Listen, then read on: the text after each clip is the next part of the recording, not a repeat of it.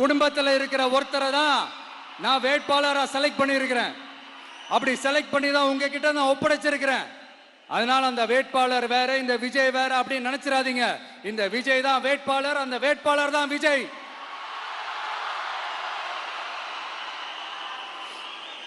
இத்தனை வருஷம் யார் யாருக்கோ ஓட்டு போட்டீங்க. ஆனா இந்த வருஷம் உங்க வீட்டுல இருக்கிற ஒருத்தருக்கு, உங்க வீட்டுல இருக்க நம்ம குடும்பத்தில் இருக்கிற ஒருத்தருக்கு நம்ம ஓட்டு போட போறோம். அந்த வேட்பாளர்களுக்கு நீங்க ஓட்டு போடுறது நமக்கு நாமளே ஓட்டு போட்டுக்கிற மாதிரி. அந்த வேட்பாளர் ஜெயிச்சா நாம ஜெயிச்ச மாதிரி. இப்படிப்பட்ட ஒரு எமோஷனலான ஒரு எலெக்ஷனை தமிழ்நாடு இல்ல, இந்தியாவே பார்த்திருக்காது. இது நீங்க எவ்ரி 5 years வர ஒரு எலெக்ஷன் மாதிரி இதை நினைச்சிடாதீங்க. இது வேற, இது ஒரு அதிசய எலெக்ஷன். 50 வருஷத்துக்கு ஒரு வாட்டி நடக்கிற ஒரு எலெக்ஷன் மாதிரி.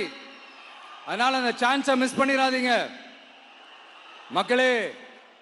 ஒரு காமராஜர் தானா, ஒரு அண்ணா தானா, ஒரு எம்ஜிஆர் தானா நம்ம தமிழ்நாட்டுக்கு? அவங்கள மாதிரி வேற யாருமே வந்துட மாட்டாங்களா அப்படின்னு நீங்க ஏங்கினது எனக்கு தெரியும். அத மனசுல வச்சுக்கிட்டு தான் நம்ம டிவிக்கே வந்திருக்கிறோம். நம்ம டிவிக்கு யார் யார் மாதிரி எல்லாம் உழைக்கும் சொல்லவா?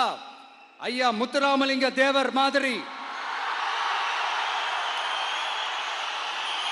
ஐயா வீரன் சுந்தரலிங்கம் மாதிரி, ஐயா வாவுசி மாதிரி, ஐயா அழகு முத்துக்கோன் மாதிரி, ஐயா கட்டமன் மாதிரி, ஐயா ஒண்டி வீரன் மாதிரி, ஐயா குரூஸ் பெர்னாண்டஸ் மாதிரி, மாதிரி ஒட்டுமொத்த தமிழ்நாட்டு மண்ணுக்கும் உழைக்கும், உழைச்சிக்கிட்டே இருக்கும். இந்த எலெக்ஷன்ல நம்ம டிவிக்கு ஆட்சி அமைஞ்சா அது என்ன அமைஞ்சா அமைக்கிறோம். எப்படி அமைக்கிறோம்? நம்ம டிவிக்கு ஆட்சி அமைஞ்ச உடனே பெண்கள், இளைஞர்கள் எல்லாருமே நல்லா இருப்போம், நல்லா இருப்போம், நல்லா இருப்போம்.